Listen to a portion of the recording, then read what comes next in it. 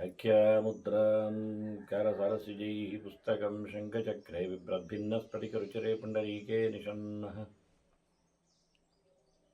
अम्लानश्रीरमृतविशदैरंशविप्लावेन माविर्भूयादरगमहिमा मानसे वागधीशः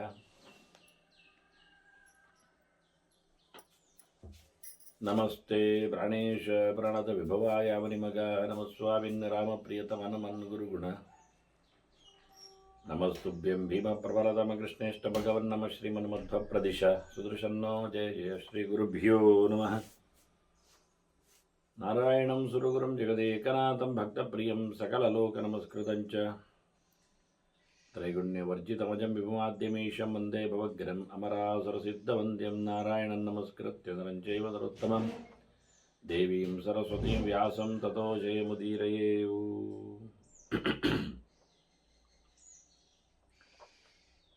ವೇದವ್ಯಾಸರ ಮಹಾಭಾರತದ ಚಿಂತಕರಿಗೆ ವಂದನೆಗಳು.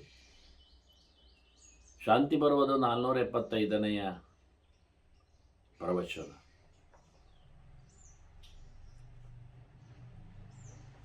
ನಾರದರ ಮಾತುಗಳು.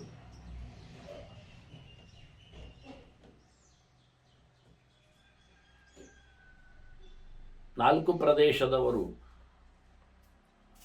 ಅಯೋಗ್ಯರು ಅನ್ನುವ ನೆಲೆಯಲ್ಲಿ ಆ ಥರ ಮಾತು ಬಂದಿತ್ತು ವ್ಯಾಸರ ಸನ್ನಿಧಾನದಲ್ಲಿ. ವ್ಯಾಸರು ವಾಲ್ಮೀಕನ ದೇಶದ ಬಗ್ಗೆ ವಿಚಾರಿಸಿದಾಗ ನಾರದರು ಹೇಳುತ್ತಾರೆ, ಹರಿವಾಕ್ಯಾಸ್ತು ವಾಲ್ಮೀಕಾ ನ ಸ್ಮರಂತಿ ಹರಿಂ ಕ್ವಚಿತ್. ಅವರು ದೇವರನ್ನು ನೆನೆಯದವರು ಅಂತ ಹೇಳಿಬಿಟ್ಟ. ಭಗವದೆಚ್ಚರ ಅವರಲ್ಲಿ ಇಲ್ಲ. ಹಾಗಾಗಿ ಅವರನ್ನು, ಆ ದೇಶದವರನ್ನು ನಾವು ಪ್ರೀತಿಸುವುದಿಲ್ಲ ಅಂತ ತಿಳಿಸಿದ. ಅವರಿಗೆ ಐಹಲೌಕಿಕ ಮೋಕ್ಷಂತೆ ಮಾಂಸಶೋಣಿತ ವರ್ಧನ. ಅವರ ಬದುಕು ಈ ಲೋಕಕ್ಕೆ ಸೀಮಿತ. ತಿನ್ನುವುದು, ಮೈಯನ್ನು ಬೆಳೆಸುವುದು, ಅದರಾಚೆಗೇನಿಲ್ಲ. ಇಷ್ಟಕ್ಕಾಗಿ ಅವರು ಬದುಕ್ತಾರೆ. ಹಾಗಾಗಿ ದೇವರನ್ನು ಒಪ್ಪಿದರೆ ಹರಿವಾಸನ ಮಾಡಬೇಕಾಗ್ತದೆ. ಹರಿಯನ್ನು ಒಪ್ಪಿದರೆ ಹರಿವಾಸನ ಉಂಟು, ಅಂದರೆ ಉಪವಾಸ ಉಂಟು, ಏಕಾದಶಿ ಉಂಟು. ಹರಿವಾಸನ ಅಂದರೆ ಏಕಾದಶಿ ದಿನ, ಹರಿಯ ದಿನ. ಆಗ ಅವರಿಗೆ ಮೈಯೆಲ್ಲ ಬೆಳೆಯುವುದು ಕಮ್ಮಿ ಆಗ್ತದೆ. ಹಾಗಾಗಿ ಅವರಿಗೆ ಈ ಹೇಲು ಹಂದಿಯಾಗಿ ಬೆಳಿಬೇಕು, ದಷ್ಟಪುಷ್ಟನೆ. ಅದಕ್ಕಾಗಿ ಅದಕ್ಕೆ ಯಾವುದೇ ಕಾಲಮಾನ ಇಲ್ಲ. ಉಪವಾಸ ಬಿಡಿ, ಇನ್ನು ಅವರು ರಾತ್ರಿಯ ನಡುವ ಯಾಮೆ ಎರಡನ್ನು ತಿನ್ನಬಾರದು, ಕುಡಿಬಾರದು ಅಂತ ಹೇಳಿಬಿಡುತ್ತಾರೆ. ಅದೊಂದು 6 ಗಂಟೆ ಮೈನಸ್ ಆಯ್ತಾ, ಸೂರ್ಯ ಕಂತಿದ 3 ಗಂಟೆ ಬಳಿಕ ತಿನ್ಲಿಕ್ಕಿಲ್ಲ ಅಂತ ಹೇಳಿಬಿಡ್ತಾರೆ ಅವರು. ಎಂಥದ್ದು ಮಾಡಲಿಕ್ಕಿಲ್ಲ ಅಂತ. ಅಷ್ಟೇ ಅಲ್ಲದೆ ಮತ್ತೆ ಸೂರ್ಯೋದಯಕ್ಕಿಂತ ಮುಂಚೆ ತಿನ್ನಲಿಕ್ಕಿಲ್ಲ ಅಂತಾರೆ. ಹಾಗಾಗಿ ಸಾಮಾನ್ಯ ಸೂರ್ಯ ಕಂತಿದ ಮೇಲೆ 3 ಗಂಟೆಯ ನಂತರ ಸೂರ್ಯೋದಯದವರೆಗೆ ಸುಮಾರಾಗಿ 9-10 ಗಂಟೆ ಇರ್ತದೆ. ಪ್ರತಿನಿತ್ಯವೂ 9-10 ಗಂಟೆ ತಿನ್ನಲಿಕ್ಕಿಲ್ಲ. ಉಳಿದ ಸೂರ್ಯೋದಯದ ನಂತರದ 14 ಗಂಟೆ ತಿನ್ನಲಿಕ್ಕೆ ಬಿಟ್ಟಿದ್ದಾರೆ. ಅದವರಿಗೆ ಸಾಲದು. ಆ ಸಮಯದಲ್ಲಿಯೇ ಅವರಿಗೆ ಆಗಬೇಕು. ಎಚ್ಚರಾದಾಗೆಲ್ಲ ನಡುವೆ ರಾತ್ರಿಯಲ್ಲಿ ತಿಂತಾರೆ, ಕುಡಿತಾರೆ. ಬೆಳಿಗ್ಗೆ ಮೀಯದ ಮುಂಚೆಯೂ ತಿಂತಾರೆ, ಕುಡಿತಾರೆ. ಅದು ಕೆಲವರು ಮಡಿವಂತರು ಹಾಗೆ ಉಂಟು. ಅದು ಮಿಂದ್ರೆ ಮಡಿಯಂತೆ ಅವರಿಗೆ. ಅದು ಯಾವ ಪ್ರಾರಬ್ಧವೋ ಅವರದ್ದು. ಹಾಗಾಗಿ ಬೆಳಿಗ್ಗೆ 5 ಗಂಟೆಗೆ ಎದ್ದವರು ಕುಡಿತಾರೆ, ತಿಂತಾರೆ, ಮತ್ತೆ ಮಿಂದು ಬರ್ತಾರೆ, ಮತ್ತೆ ಪೂಜೆ ಪುನಸ್ಕಾರ ಎಲ್ಲ ನಡೆಸ್ತಾರೆ. ಅದು ಯಾವ ಅವರ ದುರಾಗಮವೋ ಗೊತ್ತಿಲ್ಲ. ಅದು ನಡೀತದೆ ದೊಡ್ಡ ಮಟ್ಟಿನಲ್ಲಿ. ಇವೆಲ್ಲ ಹರಿವಾಕಿಯರು ಅಂತಾರೆ ಇವರನ್ನು. ವಾಸ್ತವವಾಗಿ ಭಗವದೆಚ್ಚರ ಇಲ್ಲದವರು. ತಿಂದು ಕುಡಿದು ಹೊಟ್ಟೆಯಲ್ಲಿ ಅದನ್ನು ಜೀರ್ಣಿಸಿಕೊಳ್ಳದೆ ಪೂಜೆ ಪುನಸ್ಕಾರ ಮಾಡುವುದು ಘನಘೋರ ಅಪರಾಧ ಅದು. ಅದಕ್ಕಾಗಿ ರಾತ್ರಿ ಸೂರ್ಯ ಕಂತಿದ ಬಳಿಕ 3 ಗಂಟೆಯ ನಂತರ ತಿನ್ನಲಿಕ್ಕಿಲ್ಲ ಕುಡಿಲಿಕ್ಕಿಲ್ಲ ಹೇಳಿತ್ತು. ಅದು ಆದರೆ ಬೆಳಿಗ್ಗೆ ಅವನು 4 ಗಂಟೆಗೆ ಎದ್ದಾಗ ಫುಲ್ ಫ್ರೆಶ್ ಆಗ್ತಾನೆ, ಹೊಟ್ಟೆ ಒಳಗೆ ಎಲ್ಲ ವ್ಯವಸ್ಥಿತವಾಗಿ ಅದು ಕರಗಿರ್ತದೆ. ಇಲ್ಲದಿದ್ದರೆ ಅಜೀರ್ಣ ಅನ್ನಸ್ಯ ಭೋಜನಂ, ನಿಮಗೆ ಆ ಶಬ್ದ ಹೇಳಬೇಕಾದ್ರೆ ಹೇಳಿದ್ದು ನಾನು, ಮಹಾಪರಾಧದ, ಅದು ಪುರಾಣಗಳೇ, ಭಗವಂತನೇ ಹೇಳಿದ್ದು. ಮತ್ತೆ ನನ್ನನ್ನು ಪೂಜೆ ಮಾಡುವವ ಹೇಗಿರಬೇಕು ಅಂತ ದೇವರದ್ದೇ ಮಾತು. ನಿಮಗೆ ದೇವರೇನು ಬಂದು ಹೇಳಿದ್ನಾ ಅಂತ ಕೆಲವರು ಕೇಳುತ್ತಾರೆ. ಅದಕ್ಕೋಸ್ಕರ ನಾನು ಅದನ್ನು ಮತ್ತೊಮ್ಮೆ ಹೇಳ್ತಾ ಇರೋದು. ಪುರಾಣದಲ್ಲಿ ದೇವರದ್ದೇ ಮಾತದು, ಅವನೇ ಹೇಳ್ತಾ ಇದ್ದಾನೆ. ಹೊಟ್ಟೆಯೊಳಗೆ ಇನ್ನು ಸ್ಕ್ಯಾನಿಂಗ್ ಮಾಡಿದಾಗ ನಿಮಗೆ ಕಾಳುಗಳು ಕಂಡ್ರೆ, ಅರಳುಗಳು ನಿಂತರೆ ಅದು ಇನ್ನೂ ಸಹ ಅವನು ಉಪಯೋಗಕ್ಕೆ ಬರಲಿಲ್ಲ ಅಂತ ಅರ್ಥ. ಹಾಗಾಗಿ ಇವರು ಬದುಕಿನಲ್ಲಿ ತಿನ್ನುವುದು ಕುಡಿಯುವುದೇ ಪ್ರಧಾನ ಅಂತ ಮಾಡಿಕೊಂಡವರಾದ್ರಿಂದ ಈ ಧರ್ಮ, ದೇವರು, ರಿಚುವಲ್ಸ್, ಆಚರಣೆಗಳು ಇದೆಲ್ಲ ಸಾಮಾನ್ಯವಾದ ವ್ರತ ನಿಯಮಗಳಲ್ಲೆಲ್ಲ ಇದೆಲ್ಲ ಇದ್ದೇ ಇರ್ತದೆ. ಅದು ತಿನ್ನಲಿಕ್ಕಿಲ್ಲ, ಇದು ತಿನ್ನಬಾರದು, ಒಪ್ಪತ್ತು, ಒಬ್ಬಟ್ಟು, ಹಾಗೆ ಹೀಗೆ ಅಂತೆಲ್ಲ ಇರ್ತದೆ. ಕಾಯಿಸಿದ್ದಿಲ್ಲ, ಕರೆದದ್ದಿಲ್ಲ, ಒಗ್ಗರಣೆ ಹಾಕಿದ್ದಿಲ್ಲ, ಉಪ್ಪು ಹಾಕಿದ್ದಿಲ್ಲ, ಅಕ್ಷಾರ ಲವಣ, ಹಾಗೆಲ್ಲ ಶಬ್ದಗಳು ಬಹಳಷ್ಟು ಬರಲಿಕ್ಕೆ ಹೋಗಿ ಇವರು ಅದನ್ನು ಬಿಟ್ಟೇ ಬಿಟ್ಟರು. ದೇವರನ್ನು ಒಪ್ಪಿದ್ರೆ ಅಲ್ವಾ ಇದೆಲ್ಲ ಮಾಡಲಿಕ್ಕೆ, ಇಲ್ಲ ಅಂತ. ಅಲ್ಲಿ ಒಂದು ಘಟನೆ ನಡೆದಿದೆ ನೋಡು, ಹೇಳುತ್ತೇನೆ ಅಂತಾರೆ ನಾರದರು ವ್ಯಾಸರಲ್ಲಿ. ಪುಷ್ಕರಾಹಾರ ನಿರತ ಪಿಶಾಚ ಯದಭಾಷತೆ. ಅಲ್ಲಿ ಒಂದು ಪುಷ್ಕರ ಕ್ಷೇತ್ರದಲ್ಲಿ ತಿನ್ನಲಿಕ್ಕಾಗಿ ಬರ್ತದೆ ಅದು ಪಿಶಾಚಿ. ಅಲ್ಲಿ ಮಾತಾಡಿತ್ತು, ಅದರ ಕೆಲಸ ಬೇರೆ ಉಂಟದು, ಇರಲಿ, ಅದು ಹೇಳಿದ ಮಾತು ಹೇಳುತ್ತೇನೆ ಕೇಳು ಅಂತಾರೆ ನಾರದರು. ಅದು ಕೈಯಲ್ಲಿ ಆಯುಧ ಇಟ್ಕೊಂಡಿದೆ, ಭುಷುಂಡಿ ಅಂತ ಅದಕ್ಕೆ ಹೇಳ್ತಾರೆ, ಮುಸುಂಟಿ ಅಂತ ಕರೀತಾರೆ. ಅದು ಮುಸುಂಡಿಗೆ ಹೊಡೆಯುವುದರಿಂದ ಮುಸುಂಡಿ ಇರುವವು. ಮುಸುಂಡು ಎನ್ನುವುದು ಅದು ಫ್ರಂಟ್ ಫೇಸನ್ನು ಕರೀತಾರೆ, ಮುಖ, ಅದರ ಸುದರ್ಶನ ಭಾಗ, ಅಂದರೆ ಎದುರು ಕಾಣುವಂಥದ್ದು ಅಂತ, ಉರುಟಾದದ್ದು ಅಂತ ಅರ್ಥ. ಉರುಟಾದ ಮೋರೆಯ ಫ್ರಂಟ್ ವ್ಯೂ ಅನ್ನುವ ಹಾಗೆ ಮುಸುಂಟಿ, ಮುಸುಂಡು ಅಂತ ಹೇಳೋದು. ಅದು ರಿಯಲ್ ವರ್ಡ್ ಅದು. ಆದರೆ ಇವತ್ತೆಲ್ಲ ನಮ್ಮ ಯೂಸೇಜಲ್ಲಿ, ಸಂಸ್ಕೃತದ ಹಳೆಯ ಅನೇಕ ಶಬ್ದಗಳು ತುಳುವಿನಲ್ಲಿ ಯೂಸೇಜಲ್ಲಿದೆ. ಕೆಲವೆಲ್ಲ ಸಂಸ್ಕೃತದ ಅನೇಕ ಶಬ್ದಗಳು ಬೇರೆ ಬೇರೆ ಭಾಷೆಗಳಿಗೆ, ಉರ್ದು ಆಗಲಿ, ಬಂಗಾಲಿ ಆಗಲಿ, ಇವಕ್ಕೆಲ್ಲ ಕೆಲವು ತಾಂತ್ರಿಕವಾದ ಶಾಸ್ತ್ರೀಯವಾದ ಮಾತುಗಳು, ಅಂದರೆ ಶಬ್ದಗಳು ಹರಡಿ ಹೋಗಿವೆ. ಮೂಲ ಸಂಸ್ಕೃತದಲ್ಲಿ ಸಿಗುವುದಿಲ್ಲ ಅದು. ಆದರೆ ರೂಪಾಂತರದಲ್ಲಿ ಅದೇ ಹೇಳಿದಲ್ಲಿ, ಈಗ ಭುಷುಂಡಿ ಅಂತ, ಮುಸುಂಟಿ ಅಂತ ಹೇಳಿ ಆಯುಧದಲ್ಲಿ ಒಂದು ಮಾತ್ರ ಅದು ಉಳಿದೋಗಿದೆ. ಇದು ಮೋರೆಗೆ ಹೊಡೆಯುವಂಥದ್ದು ಅಂತ, ಮುಸುಂಡಿಗೆ ಬರೆಯುವಂಥದ್ದು ಅಂತ, ಅಂತಹ ಒಂದು ಉರುಟಾದ ಗದೆಯಂತಹ ವಸ್ತು. ಗದೆ ಅಲ್ಲ, ಚಟ್ಟೆ ಇರ್ತದೆ, ಮುಸುಂಡಿ ಅಂತ. ನಮ್ಮ ಈ ಪದಗಳು, ಪ್ರಯೋಗಗಳು, ಇವನ್ನೆಲ್ಲ ಕೆಲವರು ಕದ್ದು ಆಡುವುದುಂಟು. ಅಲ್ಲ, ವಿಷಯವನ್ನೇ ಕದ್ದು ಹೇಳ್ತಾರೆ, ಅದು ವಿಷಯ ಬೇರೆ.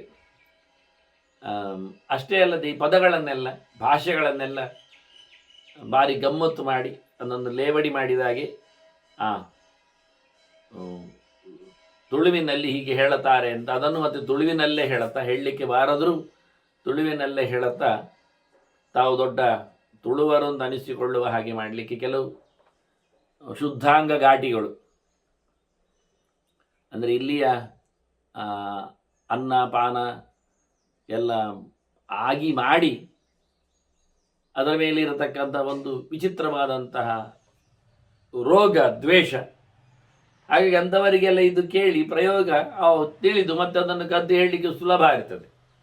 ತಾವೇ ಇನ್ವೆನ್ಷನ್ ಮಾಡಿಕೊಂಡಾಗೆ, ತಮ್ಮಲ್ಲೇ ಅದೆಲ್ಲ ಗೊತ್ತಾದಾಗೆ, ತಾವು ಹುಟ್ಟುವಾಗಲೇ ಅದನ್ನೆಲ್ಲ ಪಡೆದು ಬಂದಾಗ, ಇದು ಆ ಪಿಶಾಚಿ ಕೈಯಲ್ಲಿ ಇಟ್ಕೊಂಡು ಆ ಪುಷ್ಕರದ ತೀರ್ಥಘಟ್ಟದಲ್ಲಿ ಒಂದು ಮಾತು ಹೇಳಿತು. ಅದನ್ನು ಹೇಳುತ್ತೇನೆ ಅಂತ ನಾರದರು ಹೇಳುತ್ತಾರೆ. ಒಂದು ಸರ್ತಿಯಲ್ಲಿ ಒಬ್ಬಳು ಹೆಣ್ಮಗಳು ಬ್ರಾಹ್ಮಣಿ ಮಕ್ಕಳ ಜೊತೆಯಲ್ಲಿ ಸ್ನಾನಕ್ಕೆ ಬಂದಿದ್ದಾಳೆ ಪುಷ್ಕರ ಕ್ಷೇತ್ರಕ್ಕೆ. ಬ್ರಾಹ್ಮಣೀಂ ಬಹುಪುತ್ರಾಂತಾಂ ಪುಷ್ಕರೇ ಸ್ನಾತು ಆಗತಾಂ. ಆ ಬ್ರಾಹ್ಮಣಿಗೆ ಹೇಳಿದ ಮಾತದು. ಸ್ನಾನಕ್ಕೆ ಬಂದ ಹೆಣ್ಮಗಳು ಮಕ್ಕಳನ್ನು ಕರ್ಕೊಂಬಂದಿದ್ದಾಳೆ, ತುಂಬ ಮಕ್ಕಳಿದ್ದಾರೆ. ಸ್ನಾನಕ್ಕೆ ಬಂದಾಗ ಆ ಪಿಶಾಚಿ ಹೇಳ್ತದೆ, ನಿನಗೆಂಥದಕ್ಕೆ ಸ್ನಾನ ಅಂತ, ನಿನಗೆಂಥ ಸ್ವರ್ಗ ಆಗ್ತದ? ಖಂಡಿತ ಆಗುವುದಿಲ್ಲ. ಯಾಕೆಂದರೆ ನೀನು ಯಾತರವಳು? ಯುಗಂಧರೆ ಪಯಪ್ಪಿತ್ವ, ನೀನು ಯುಗಂಧರ ಸ್ಥಾನದಲ್ಲಿ ಊರಿನಲ್ಲಿ ಹಾಲು ಕುಡಿದು ಬಂದವಳು. ಅಲ್ಲಿಯ ಹಾಲು ದನದ್ದಲ್ಲ, ಅದು ಕತ್ತೆದ್ದು ಒಂಟೆದ್ದು ಎಲ್ಲ.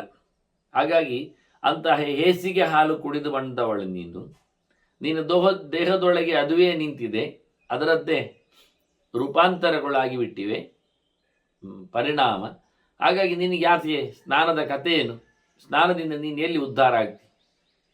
ಹಾಗೆ ಉಷಿತಾಕಿ ಅಚ್ಚುತಸ್ತಳೆ. ಮತ್ತು ನೀನಲ್ಲಿ ಕಿವಿ ಕೇಳದವರಿದ್ದಾರಲ್ಲ, ಕಿವಿಯೇ ಇಲ್ಲದವರು ಒಂದು ಲೆಕ್ಕದಲ್ಲಿ. ಎಲ್ಲ ಇಂದಿರೆಗಳ ಮೇಲೆ ಅಂಥದ್ದೇ ಪ್ರಭುತ್ವ ಅವರದ್ದು. ಅಂತಹ ಜಾಗದಲ್ಲಿ ನೀನು ಇದ್ದು ಬಂದವಳು. ಹಾಗಾಗಿ ನಿನಗೆ ಉಪದೇಶದ ಗತ್ತು ಗೊತ್ತಿಲ್ಲ, ಅದರಿಂದ ನಡೆಸಬೇಕಾದಂಥ ಕರ್ಮವು ಬರುವುದಿಲ್ಲ. ಮತ್ತು ಇನ್ನೂ ಹೇಳೋದು, ಇದು 2 ಸ್ಥಾನವಾಯ್ತಲ್ಲ, ಕಳೆದಾಗಿದ್ದ ಸ್ಥಾನಗಳು. 3ನೇ ಸ್ಥಾನ ತಥಾ ಭೂತಿಲಕ್ಕೆ ಸ್ನಾತ್ವ. ಮತ್ತು ನೀನು ಮಿಂದು ಬಂದಿದ್ದೀಗ. ಎಲ್ಲಿಂದ ಮಿಂದದ್ದು? ಎಲ್ಲಿ ಹೇಳೋದು? ಭೂತಿಲಕದಲ್ಲಿ. ಭೂತಿಲಕದ ಊರುಂಟಲ್ಲ, ಅಲ್ಲಿ ಸ್ನಾನ ಮಾಡುವುದು ಅಂದರೆ ಅದು ಅತ್ಯಂತ ಗಲೀಜು. ಯಾಕೆಂದರೆ ಆ ನೀರಿನಲ್ಲಿ ಅವರು 1ಕ್ಕೆ 2ಕ್ಕೆ ಮಾಡ್ತಾರೆ. ಕೈ ತೊಳಿತಾರೆ, ಮುಸುರು ತೊಳಿತಾರೆ, ಪುಗುಳಿ ತೊಳಿತಾರೆ, ಬಾಯಿ ತೊಳಿತಾರೆ ಅಂತ ಹೇಳೋದು ನಾವು. ಅದೇ ಮತ್ತೆ ಅನ್ನಕ್ಕೆ, ಊಟಕ್ಕೆ, ಸಾರಿಗೆ, ಪಾಯಸಕ್ಕೆ ಅದನ್ನು ಬಳಸ್ತಾರೆ. ಹೇಗೆ ಉಂಟು ಇದು? ಕೆಲವರು ಇವತ್ತು ಮಾಡುವುದುಂಟು ಇಂಥದ್ದು, ಇಲ್ಲ ಅಲ್ಲ. ಅದಕ್ಕೆ ನಾನು ಸಂಧ್ಯಾ ಸಮೀಕ್ಷೆಯಲ್ಲಿ ಪ್ರಮಾಣಗಳನ್ನು ಹಾಕಿದ್ದೇನೆ. ಕೆಲವರು ಹೇಳಿಕೊಳ್ಳುವುದು, ಮಾಡಿಕೊಂಡು ಬಂದವರು ಹೇಳಿಕೊಳ್ಳುವುದು, ಅದು ಹರಿತಾ ಇರ್ತದೆ ನೀರು. ನದಿಯಲ್ಲಿ ಎಲ್ಲ ಅದೆಲ್ಲ ಪರವಾಗಿಲ್ಲ, ಅದು ಹರಿಯುವುದರಿಂದ ಹೊಸತ್ತೆ ಬಂದದ್ದು ನೀರು ಅಂತ ವಿಷಯ ಸತ್ಯ. ನೀರು ಹೊಸತ್ತು ಬರ್ತದೆ. ಆದರೆ ತೀರ್ಥದಲ್ಲಿ ಮಲ ವಿಸರ್ಜನೆ ಎನ್ನುವುದು ಪಾಪಪ್ರದವಾದ ಕೆಲಸ ಅಷ್ಟೆ. ಅದು ತೀರ್ಥ ಅಲ್ವ, ಅದು ನೀರಲ್ಲಲ್ಲ. ಹರಿಯುತ್ತಿರುವವಳು ಯಾರು? ನೀವು ಸುವರ್ಣೆ ಅಂತೀರಾ, ರಜತೆ ಅಂತೀರಾ, ತಾಮ್ರೆ ಅಂತೀರಾ, ಏನೊಂದು ಹೇಳಬೇಕಲ್ಲ. ಹಾಗಾಗಿ ಅದು ನದಿಯ ದೇವತೆಗೆ ಮಾಡುವ ಅಪಚಾರ ಅಲ್ವ. ಮತ್ತು ಅಲ್ಲಿ ಎಲ್ಲ ತೀರ್ಥದಲ್ಲಿ ಗಂಗೆ ಇದ್ದಾಳಲ್ಲ, ಬೇಕಾದರೆ ವರ್ಣ ಇರ್ತಾನಲ್ಲ. ಆಪೋ ವೈ ಸರ್ವಾ ದೇವತಾ ಅಂತೇಳಿ ನೀರಿನಲ್ಲಿ ಎಲ್ಲ ದೇವತೆಗಳ ಸನ್ನಿಧಾನ ಉಂಟು. ಮತ್ತೆ ಅದನ್ನೆಲ್ಲ ನೋಡಿಕೊಳ್ಳುವುದಲ್ಲ. ಅದು ಇರುವುದರಿಂದಲೇ ಶಾಸ್ತ್ರಕಾರರೇ ನೀರಿನಲ್ಲಿ ಮಲ ವಿಸರ್ಜನೆ ಮಾಡಬೇಡಿ, ಮೂತ್ರ ಮಾಡಬೇಡಿ, ಎಂಜಲು ಮಾಡಬೇಡಿ, ಹಲ್ಲು ತೊಳೆಯಬೇಡಿ ಅಂತ ಹೇಳಿದೆ ಅಲ್ವಾ. ಹಲ್ಲು ತೊಳೆಯಬೇಡಿ ಹೇಳಿದರೆ ಕೈ ತೊಳೆಯಬೇಡಿ ಎನ್ನುವುದನ್ನು ಮತ್ತೆ ಹೇಳಬೇಕಾಗಿಲ್ಲ. ಯಾಕೆಂದರೆ ಆ ಹಲ್ಲು ತೊಳೆಯುವುದರಲ್ಲೇ ಎಂಜಲ್ ಮಾಡುವಿಕೆ ಬರ್ತದೆ, ಬಾಯಿ ಮುಕ್ಕಳಿಸುವುದು ಬರ್ತದೆ. ಹಾಗಾಗಿ ಒಂದು ಶಬ್ದವನ್ನು ಹೇಳುವ ಮೂಲಕ ಎಲ್ಲವನ್ನು ಅಂಡರ್ಸ್ಟ್ಯಾಂಡ್ ಮಾಡ್ಬೋದು, ತಿಳ್ಕೊಳ್ಬೋದು. ಹಲ್ಲುಜ್ಜಬೇಡಿ ಹೇಳುವ ಮೂಲಕ. ಯಾಕೆಂದರೆ ಹಲ್ಲುಜ್ಜುವ ಪ್ರಕ್ರಿಯೆಯಲ್ಲಿ ಎಲ್ಲ ವಿಷಯಗಳುಂಟು. ಉಗುಳುವುದು ಬರ್ತದೆ, ಕಾಲು ತೊಳೆಯುವುದು ಬರ್ತದೆ, ಮೋರೆ ತೊಳೆಯುವುದು ಬರ್ತದೆ, ಕೈ ತೊಳೆಯುವುದು ಸೇರ್ತದೆ. ಅದು ಒಂದು ಹೇಳಿಬಿಟ್ರೆ ಮತ್ತೆ ಮಲ ವಿಸರ್ಜನೆಯಲ್ಲಿ, ಮೂತ್ರ ವಿಸರ್ಜನೆಯಲ್ಲಿ ಅದೇ ವಿಷಯ ಇರುವುದು. ಕಾಲು ತೊಳೆಯುವುದು, ಕೈ ತೊಳೆಯುವುದು, ಬಾಯಿ ಮುಕ್ಕಳಿಸುವುದುಂಟು. ಊಟದ ವಿಷಯದಲ್ಲಿ ಅದೇ ವಿಷಯ ಇರುವುದು. ಕೈ ತೊಳೆಯುವುದು, ಕಾಲು ತೊಳೆಯುವುದು, ಬಾಯಿ ಮುಕ್ಕಳಿಸುವುದೇ ಉಂಟು. ಆದ್ದರಿಂದ ಅವರು ಒಂದನ್ನು ಹೇಳಿದರೆ ಎಲ್ಲವನ್ನು ಅರ್ಥ ಮಾಡಲಿಕ್ಕೆ ಆಗ್ತದೆ. ಮತ್ತು ನಾನು ಎಲ್ಲವನ್ನು ಅರ್ಥ ಮಾಡಲಿಕ್ಕೆ ಆಗ್ತದೆ ಅಂತೇಳಿ ಕೊಟ್ಟಲ್ಲೆಲ್ಲ ನಾನು ಪ್ರತ್ಯೇಕ ಪ್ರಮಾಣಗಳನ್ನು ಕೊಟ್ಟಿದ್ದೆ. ಮಲಮೂತ್ರ ವಿಸರ್ಜನೆಯನ್ನು ಮಾಡಲಿಕ್ಕಿಲ್ಲ ಎನ್ನುವುದನ್ನು ಸಹ ಬಹಳ ದೂರದಲ್ಲಿ ನದಿ ತೀರದಲ್ಲಿ ಮಾಡಲಿಕ್ಕೂ ಇಲ್ಲ, ಅದು ತಪ್ಪಾಗ್ತದೆ. ಯಾಕೆ ನದಿ ತೀರದಲ್ಲಿ ಶ್ರಾದ್ದ, ಹೋಮ, ಹವನ, ಜಪ, ಅನುಷ್ಠಾನ ಎಲ್ಲ ಮಾಡುವುದು ಉಂಟು. ಮತ್ತು ಮಧ್ಯದಲ್ಲಿ ಆಚಾರ್ಯರು ಹೇಳುತ್ತಾರೆ, ಒಂದು ಸರ್ತಿ ಜಪ ಶುರು ಮಾಡಿ ಅರ್ಘ್ಯ ಪ್ರದಾನ ಮಾಡಿದ ನಂತರ ವಾಸೋ ವಿಸ್ತೀರ್ಯ ಚಾಂಜಸ ಅಂತೇಳಿ ಬಟ್ಟೆಯನ್ನು ಒಣಗಿಸ್ಲಿಕ್ಕೆ ಹಾಕಿ, ಬಿಡಿಸಿ ಹಾಕಿ, ಬಟ್ಟೆ ಬಿಡಿಸ್ಲಿ ಹಾಕ್ಲಿಕ್ಕೂ ಪುರುಸೋತು ಹೇಳ್ತಾರೆ, ಎಷ್ಟಾದರ ಬಳಿಕೆ ಏನಾದ ನಂತರ ಅಂತ. ಹಾಗೆ ನದಿಯಲ್ಲಿ ದಡದಲ್ಲಿ ಕೆಲವರು, ಅಲ್ಲಿರತಕ್ಕ ಕೆಲವು ಮರವಟ್ಟುಗಳಿಗೆ ಇದಕ್ಕೆಲ್ಲ ತಮ್ಮ ಬಟ್ಟೆಯನ್ನು ಮತ್ತೆ ಅವರು ಒಣ ಹಾಕಲಿಕ್ಕೆ ಇರ್ತದೆ. ಇದೆಲ್ಲ ಕಲಿಬೇಕಾದ್ದು ಕೆಲವು ನಿಯಮಗಳು. ಅವರು ಆ ಬಟ್ಟೆಯನ್ನು ಒಣಗಿ ಹಾಕಿಸಿ ಇಲ್ಲಿ ಜಪವನ್ನು ಮತ್ತೆ ಮುಂದುವರಿಸ್ತಾರೆ. ಈಗ ಸೂರ್ಯ ಬಂದಿರ್ತಾನೆ ಒಣ ಹಾಕಲಿಕ್ಕೆ. ಇಷ್ಟರವರೆಗೆ ಸೂರ್ಯ ಬಂದಿರುವುದೂ ಇಲ್ಲ. ಸೂರ್ಯೋದಯಕ್ಕಿಂತ ಮೊದಲು ಅವರ ಸ್ನಾನ, ಅರ್ಘ್ಯ ಪ್ರದಾನಾದಿಗಳೆಲ್ಲ ಆಗಿರ್ತದೆ. ಹಾಗಾಗಿ ಹತ್ತಿರ ಸೂರ್ಯೋದಯಕ್ಕೆ ಆಗುವಾಗ ಬಟ್ಟೆ ಒಣಗಿಸಿ ಹಾಕಿ ಮತ್ತೆ ಅವರು ಜಪ ಮಾಡ್ತಾ ಮತ್ತೆ ಸೂರ್ಯೋದಯವೂ ಆಗ್ತದೆ, ಕೆಲವೊಮ್ಮೆ ಮುಂದುವರಿತದೆ. ಅಷ್ಟೊತ್ತಿನಲ್ಲಿ ಇದು ಒಣಗ್ತದೆ ಅವರ ಜಪ ಮುಗಿದಾಗ. ಕೆಲವು ಮಂತ್ರಗಳು ಇರ್ತವೆ ಚಿಂತನೆಗೆಲ್ಲ. ಇದು ಒಣಗಿದ ಬಟ್ಟೆಯನ್ನು ಮತ್ತೆ ಅವರು ಪೆಟ್ಟಿಗೆಯಲ್ಲಿ ಹಾಕ್ತಾರೆ. ಅದನ್ನು ಪೆಟ್ಟಿಗೆಯಲ್ಲಿ ಹಾಕಿ ತಗೊಂಡು ಹೋಗ್ತಾರೆ. ನಾಳೆ ಬೆಳಿಗ್ಗೆ ಮತ್ತೆ ಸ್ನಾನಕ್ಕೆ ಬಂದಾಗ ಆ ಪೆಟ್ಟಿಗೆಯನ್ನು ತರ್ತಾರೆ. ಆ ಪೆಟ್ಟಿಗೆಯನ್ನು ತೆಗೆಯುವುದಿಲ್ಲ ಅವರು, ಸ್ನಾನ ಮಾಡ್ತಾರೆ. ಸ್ನಾನ ಮಾಡಿದ ನಂತರ ಆ ಪೆಟ್ಟಿಗೆಯನ್ನು ತೆಗೆದು, ಅದು ಒಣ ಬಟ್ಟೆ, ಈಗ ನಿನ್ನೆ ಒಗೆದು ಹಾಕಿದ ಬಟ್ಟೆ, ನಿನ್ನೆ ಸರೋವರದಲ್ಲಿ ಅಥವಾ ನದಿ ತೀರದಲ್ಲಿ ಒಣಗಿರಿಸಲು ಹಾಕಿದ ಬಟ್ಟೆ, ಅದನ್ನೀಗ ಉತ್ತುಕೊಳ್ತಾರೆ. ಉಟ್ಟುಕೊಂಡು ಅನ್ನಿಕವನ್ನು ಆರಂಭಿಸ್ತಾರೆ. ಆರಂಭಿಸಿ ನಡುವೆಯಲ್ಲಿ ಯಾವಾಗ ಬಟ್ಟೆ ಹರವಲಿಕ್ಕೆ ಹೇಳಿದ್ದಾರೆ ಆಗ ಬಟ್ಟೆಯನ್ನು ಹರವುತ್ತಾರೆ. ಮತ್ತೆ ಅದನ್ನು ಅದೇ ಪೆಟ್ಟಿಗೆಯಲ್ಲಿ ಹಾಕ್ಕೊಂಡು ಹೋಗ್ತಾರೆ. ಹೀಗೆ ಪ್ರತಿನಿತ್ಯ ಬೆಳಿಗ್ಗೆ ಬಂದಾಗ ಮಡಿ ಬಟ್ಟೆಯನ್ನು, ಒಣಗಿದ ಬಟ್ಟೆಯನ್ನು ಹಿಂದಿನ ದಿನದಲ್ಲಿ ಬಿಸಿಲಿಗೆ ಹಾಕಿದ್ದನ್ನು ತರ್ತಾರೆ. ಮರುದಿನದನ್ನು ಉಟ್ಟುಕೊಂಡು ಆವತ್ತು ಮಿಂದ ಬಟ್ಟೆಯನ್ನು ಮತ್ತೊಮ್ಮೆ ನೀರಿಗೆ ಅದ್ದಿ ಒಣಗಿಸ್ಲಿಕ್ಕಾಗಿ ತಗೊಂಡು ಹೋಗ್ತಾರೆ. ಇದು ಕ್ರಮ ಇರಲಿಕ್ಕೆ ಹೋಗಿ ಅಂತಹ ಜಾಗಗಳಲ್ಲೆಲ್ಲ ನೀವು ಒಂದಕ್ಕೆ ಎರಡಕ್ಕೆಲ್ಲ ಮಾಡಿದರೆ ಅವ್ರ ಬಟ್ಟೆಯಲ್ಲಿ ಹಾಕೋದು, ಅದನ್ನಲ್ಲೆಲ್ಲ ಹಾಕ್ಲಿಕ್ಕೆ ಅವಕಾಶ ಕೊಡಲಿಲ್ಲ. ಈ ಭೂತಿಲಕದವರು ಅದೆಲ್ಲ ಗಲೀಜು ಅದರಲ್ಲೆಲ್ಲ ಮಾಡಿ ಅದರದ್ದೇ ಅನ್ನ ಊಟ ಸಾರೆಲ್ಲ ಹಾಕಿ ತಿಂತಾರಲ್ಲ, ನೀನು ಅಲ್ಲಿ ಹೋಗಿ ಮಿಂದುವಂಥದ್ದಲ್ಲ ಗಲೀಜು. ಅದೆಂಥದ್ದು ಮಲಾಪಹ ನದಿಯಲ್ಲಿ, ಅದು ಮಲಾವಹ ನದಿ. ಈಗ ನೋಡ್ಲಿಕ್ಕೆ ಹೋದರೆ ಮಲ ತೆಗೆಯುವ ನದಿಯಲ್ಲ, ಅದು ಮಲ ಎಳ್ಕೊಂಡು ಹೋಗುವ ನದಿ ಆಗ್ತದೆ. ಅದು ಮೂತ್ರ ನದಿ ಆಯಿತು, ಅದು ಉಚ್ಚಿಷ್ಟ ನದಿ ಆಯಿತು, ಪ್ರಯೋಜನ ಇಲ್ಲ ಅಲ್ಲಿ ಮಿಂತು. ಈಗ ಇಲ್ಲಿ ಬರ್ತಾ ಇದ್ದಿ, ಅದು ಎಲ್ಲಿಗೆ? ಬಾಲಿಕ ಅಂಶ ನಿರೀಕ್ಷೆವೈ. ನೀನು ಬಾಲಿಕ ದೇಶದಲ್ಲಿ ದಾಟಿಕೊಂಡೆಲ್ಲ ಬಂದದ್ದಲ್ಲ. ಬಾಲಿಕ ದೇಶವನ್ನು ದಾಟ್ತಾ, ನೋಡ್ತಾ, ಮುಡ್ತಾ, ತುಳಿತಾ, ಭೂತದಲ್ಲಿ ಸ್ನಾನ ಮಾಡಿ, ಮತ್ತು ಅಲ್ಲಿ ನಡುವೆ ಏಕಕರ್ಣದ ದೇಶ ಅಚ್ಯುತ ಸ್ಥಳದಲ್ಲಿ ಇದ್ದುಕೊಂಡು ಮತ್ತು ಯುಗಂಧರದಲ್ಲಿ ಹಾಲು ಕುಡಿದುಕೊಂಡು ಬಂದವಳು ಪೂರಾ ಹಾಳಾಗಿದ್ದಿ. 4 ಕಡೆಯೂ ಪ್ರದೇಶಗಳು ಕೆಟ್ಟಿವೆ. ಹಾಗಾಗಿ ನೀನು ಕೆಟ್ಟವಳು. ಆಗತಾಸಿ ತಥಾ ಸ್ನಾತಂ ಕಥಂ ಸ್ವರ್ಗಂ ನ ಗಚ್ಚಸಿ. ನಿನಗೆ ಯಾಕೆ ಸ್ವರ್ಗಕ್ಕೆ ಹೋಗುವುದಿಲ್ಲ ಗೊತ್ತುಂಟಲ್ಲ, ಇದಕ್ಕೆ ಸ್ವರ್ಗಕ್ಕೆ ಹೋಗುವುದಿಲ್ಲ ನೀನು. ಇಕ್ತಿತ್ವ ಬ್ರಾಹ್ಮಣಿ ಭಾಂಡಂ ಪೋದಯಿತ್ವ ಮುಷುಂಠಿನ. ಇಷ್ಟು ಹೇಳಿ ಅವಳ ಪಾತ್ರೆಗೆ ಕೋಲಲ್ಲಿ ಬಡಿದು ಇಟ್ಟು ತನ್ನ ಕೈಯಲ್ಲಿನ ಬುಷುಂಡಿ ಆಯುಧದಿಂದ ಹೊಡೆದಾಕಿ ಹುಡಿ ಮಾಡಿ ಅವಳ ಪಾತ್ರೆಗೆ, ಅವಳು ಸ್ನಾನಕ್ಕೆಲ್ಲ ಬಂದಿದ್ದಾಳೆ, ಪಾತ್ರೆ ತಂದು ಇಲ್ಲ ಹೊಡೆದಾಕಿ ಬಿಟ್ಲು. ಉವಾಚ ಕ್ರೋಧ ತಾಮ್ರಾಕ್ಷಿ ಪಿಶಾಚಿ ತೀರ್ಥ ಬಾಲಿಕ. ಅವಳು ತೀರ್ಥವನ್ನು ನೋಡಿಕೊಳ್ಳೋಳು. ಈಗ ಗೊತ್ತಾಯ್ತಲ್ಲ ಪಿಶಾಚಿ ಯಾರು ಅಂತ. ಅಲ್ಲಿದ್ದುಕೊಂಡು ಅವಳು ಪಿಶಾಚಿ ಬಂದವರಿಗೆ, ಈ ಹೆಣ್ಮಗಳಿಗೆ ಯಜೂರು ಮಾಡಿದ್ದಾಳೆ, ವಾಪಸ್ ಕಳಿಸಿದ್ದಾಳೆ, ಕೆಂಪುಗಣ್ಣು ಮಾಡಿಕೊಂಡಿದ್ದಾಳೆ ಸೆಟ್ಟಿನಿಂದ. ಎಂಥದ ನಿನ್ನದು ಹಣೆ ಬರಹ. ಏತತ್ತುತೆ ದಿವಾವೃತ್ತಂ ಪರಾತತ್ವಂ ಪರೀಕ್ಷ ಚ ಗಚ್ಚ ವಾಲ್ಮೀಕ ಸಂಸರ್ಗಾತ್ ಅಶುಚಿತ್ವನ್ನ ಸಂಶಯ. ನೀನು ತುಂಬ ಹಾಳಾಗಿದಿ, ಮಡಿಯಿಲ್ಲ ನೀನು ಹೆಂಗಸು. ಹೋಗು, ಬಾಲ್ಯೀಕದ ಸ್ಪರ್ಶ ನಿನಗೆ ಆಗಲಿಕ್ಕೆ ಹೋಗಿ ಅತ್ಯಂತ ಅಂದರೆ ದೇವರ ಯೋಚನೆಯೇ ಮಾಡದ ಜನಾಂಗದ ಹತ್ತಿರದಲ್ಲಿ ನೀನು ಬಂದವಳು. ಬರಬೇಡ, ನೀನು ಹೊರಟೋಗು. ನಿನ್ನದು ನಾನು ಹಗಲಿನ ಚರಿಯನ್ನು ತಿಳ್ಕೊಂಡಿದ್ದೇನೆ. ಹಾಲು ಕುಡಿದದ್ದೆಲ್ಲಿ, ಮಿನ್ನುವಂಥದ್ದು ಹೇಗೆ ಅಂತ. ಹಾಗಾಗಿ ನಿನ್ನ ಹಳೆಯ ನಡೆಯನ್ನು ನಾನು ನೋಡಿಕೊಂಡು ನಾನು ಹೇಳುತ್ತಾ ಇದ್ದೇನೆ. ಹೋಗು, ಮುಖ್ಯ ವಿಷಯ ಹೇಳಲಿಯಾ ಅಂತಾಳೆ. ನೋಡಿ ಪಿಶಾಚಿ ಹೇಳೋ ರೀತಿ. ನಮಗೆ ಪಿಶಾಚಿ ಹೇಳಿದ್ರು ಅರ್ಥ ಆಗುವುದಿಲ್ಲ ನೋಡಿ. ತೀರ್ಥಕ್ಷೇತ್ರದಲ್ಲಿ ನೆಲೆಗೊಂಡ ಪಿಶಾಚಿ ಹೇಳುತ್ತದೆ, ತೀರ್ಥ ರಕ್ಷಣೆ ಮಾಡುವ ಜವಾಬ್ದಾರಿ ಅವರು ಕೊಟ್ಟಿದೆ. ಅದು ಹೇಳುತ್ತದೆ, ಯದ್ವಿಶಂತಿ ಮಹಾತ್ಮಾನಂ ನ ಸ್ಮರಂತಿ ಜನಾರ್ದನಂ ನತೇಶ ಪುಣ್ಯತೀರ್ಥೇಶು ಗತಿ ಸಂಸರ್ಗಿಣಮಪಿ. ಸಾಕ? ಎಷ್ಟು ಜನ ಬರ್ತಾರೆ, ಎಷ್ಟು ಕಡೆಯಿಂದ ಬರ್ತಾರೆ. ಕುಂಭಮೇಳ, ಚೊಂಬುಮೇಳ ಅಂತ ಹೇಳಿಕೊಂಡು ಎಲ್ಲ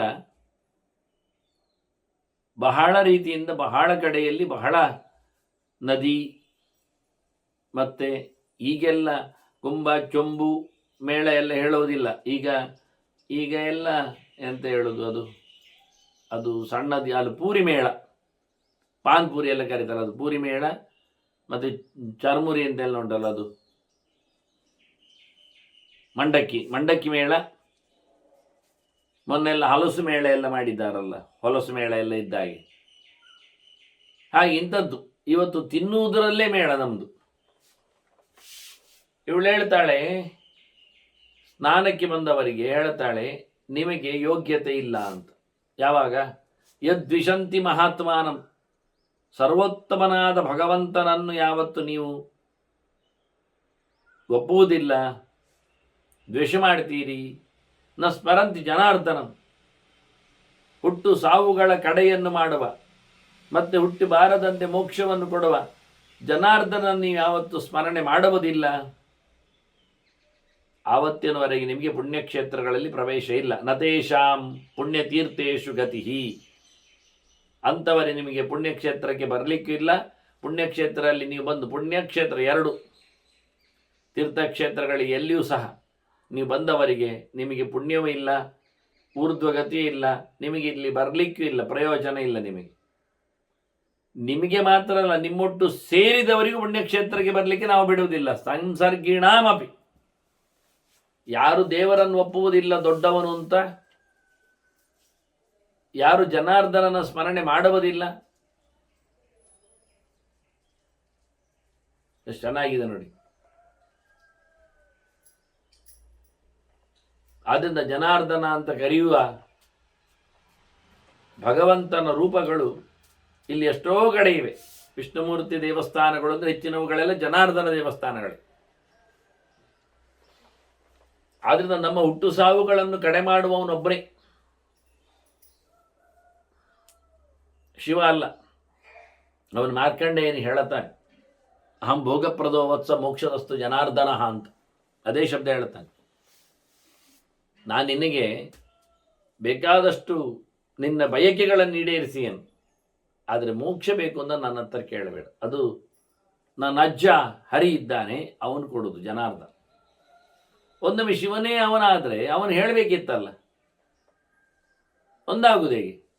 ಕೆಲವರು ಹೇಳೋದು, ಇರಲಿ ನಾನು ಕೇಳ್ತೇನೆ, ಆಯ್ತಪ್ಪ ಒಂದೇ ಅಂತ ಇಟ್ಟುಕೊಳ್ಳಿ, ಆದರೆ ನೀವು ಹರಿ ಹೇಳ್ಬೋದಲ್ಲ, ಕೃಷ್ಣ ಅಂತ ಕರಿಬೋದಲ್ಲ, ನಾರಾಯಣ ಉಪಾಸನೆ ಮಾಡೋದು ಒಂದೇ ಅಲ್ವಾ, ನಿಮಗೆ ಲಾಸ್ ಇಲ್ಲ. ನಿಮ್ಮ ಪ್ರಕಾರದಲ್ಲಿ ಶಿವನು ವಿಷ್ಣು ಒಂದೇ ಆದರೆ ನಿಮಗೆ ನಮ ಶಿವ ಯಾಕೆ? ವಿಷ್ಣುವೇ ನಮಃ ಮಾಡಿ ನಾಳೆಯಿಂದ ಅಲ್ವಾ, ಒಂದು 500,000 ಒಂದೇ ಅಲ್ವಾ, ನಿಮಗೆ ಒಂದೇ ಅಲ್ವಾ. ನಾವು ಏನಾದರೂ ಮಾಡಿಕೊಳ್ತೇವೆ, ನಮಗೆ ನೀವು ಹೇಳಬೇಕಾಗಿಲ್ಲ, ಈಗ ನಮಗೆ ತೊಂದರೆ ಆಗೋದಿಲ್ಲ. ಯಾಕೆ? ನಾವು ಪಂಚಾಕ್ಷರಿ ಜಪ ಶಿವಾಯ ನಮಃ ಅಂತ ಹೇಳ್ತೇವೆ, ನಾವು ವಿಷ್ಣುವೇ ನಮಃ ಅಂತಲೇ ಹೇಳ್ತೇವೆ ನಾವು. ಈಗ ಒಂದೇ ಆದವರಿಗೆ ಬೇಸರ ಇಲ್ಲಲ್ಲ, ಹಾಗಾದರೆ ಯಾವುದಾದ್ರೂ ಒಂದೇ ಅಲ್ವಾ. ಕೇಶವವ ಶಿವವ ಹೇಳುವವರಲ್ಲ ನೀವು, ಹಾಗಿರುವಾಗ ಕೇಶವಾಯ ನಮಃ ಹೇಳಿ, ಹೇಗಾಗುವುದಿಲ್ಲ? ಇವಾಗ ಹೇಳಿ ಎಲ್ಲಿ ಅರ್ಥ ಬರ್ತದೆ? ಮೋಕ್ಷದಸ್ತು ಜನಾರ್ದನ ಭೋಗಪ್ರದೋ ವತ್ಸ ಅಂತ ಹೇಳುವ ಮೂಲಕ ನನಗಾಗುವುದಿಲ್ಲ ಅಂತ ಹೇಳಿದೆ. ಎಷ್ಟೋ ಮಾತುಗಳು ಬರ್ತವೆ, ಬೇಕಾದಷ್ಟು ಕಡೆಯಲ್ಲಿ ಮಾತುಗಳಿವೆ. ಹಾಗಾಗಿ ಇದು ತೀರ್ಥಕ್ಷೇತ್ರದಲ್ಲಿ ಬಾಯಿ ಬಿಟ್ಟು ಹೇಳ್ತದೆ, ಯಾವ ಕ್ಷೇತ್ರವೇ ಆಗಲಿ. ಯಾಕೆಂದರೆ ತೀರ್ಥದಲ್ಲಿ ಇರುವುದು ನಾರಾಯಣ, ನೀರಿನಲ್ಲಿರುವವ ನಾರಾಯಣ. ಆಪೋ ನಾರಾಯಿತಿ ಪ್ರೋಕ್ತ ಆಪೋ ವೈ ನರಸುವ ನಮಃ ಅಯನಂತ ಸ್ಥಿತಾಪುರಂ ತೇನ ನಾರಾಯಣ ಸ್ಮೃತ ಅಂತೇಳಿ. ನೀರು ಮಹಾಲಕ್ಷ್ಮಿಯ ರೂಪ ಅಂದಾಗ ಅಲ್ಲಿ ಪವಡಿಸಿರುವವನು ನಾರಾಯಣನೇ.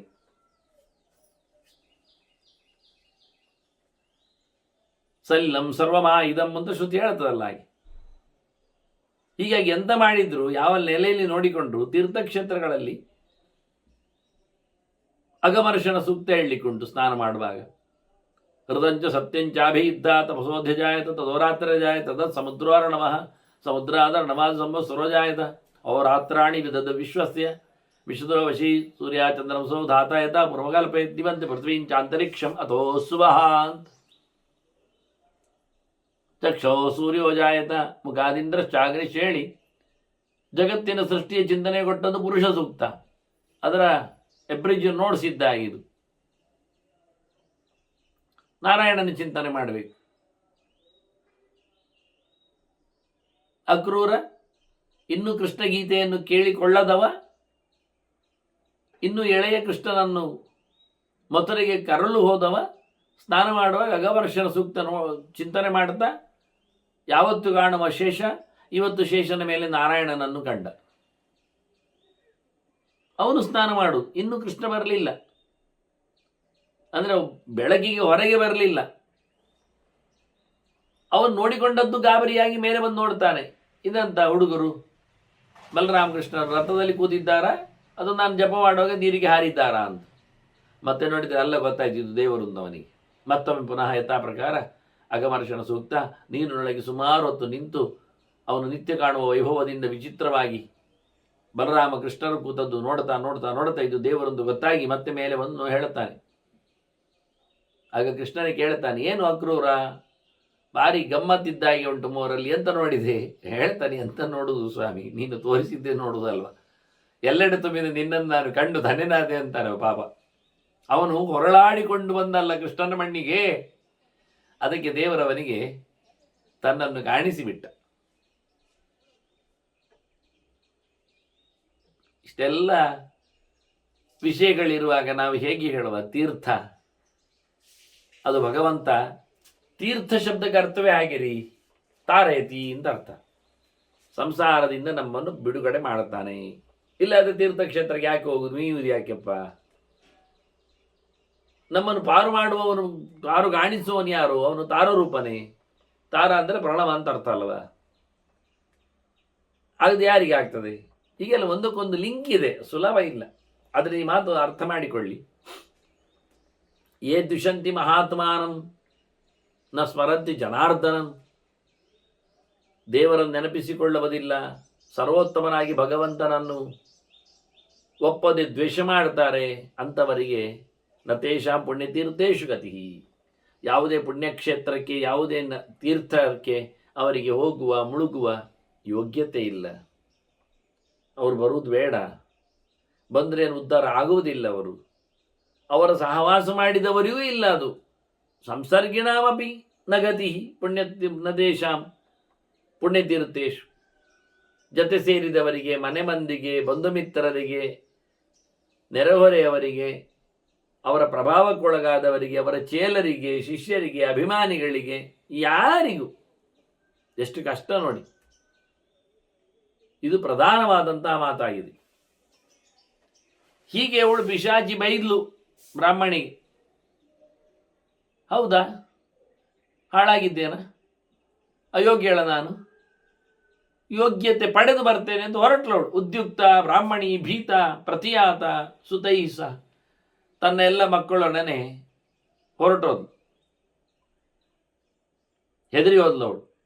ತೀರ್ಥಕ್ಷೇತ್ರ ತನಗೆ ಪುಣ್ಯ ಆಗುವುದಿಲ್ಲಲ್ಲ ಹೇಳಿ.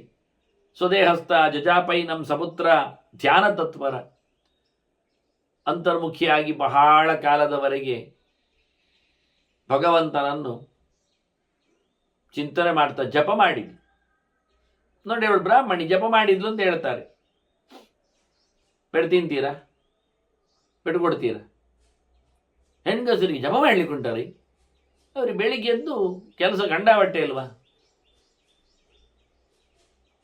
ಅಂತ ಹೇಳಿದ್ರು. ಎಂಥ ಹೆಸರು ಹೆಂಗಸರಿಗೆ ಕೆಲಸ ಬೆಳಿಗ್ಗೆ ಎದ್ದು ಉಂಟು ಗೊತ್ತಿಲ್ಲ. ಈಗ ಜಪ ಮಾಡೋದೊಂದು ಇಲ್ಲ ಅಂತ ಆದರೆ ಎಂತ ಮಾಡ್ತಾರೆ ಅವರು? ಕೆಲವರು ರಂಗವಲ್ಲಿ ಹಾಕ್ತಾರೆ ಅಂತ ಹೇಳ್ತಾರೆ, ದೊಡ್ಡ ಸಂಗತಿ.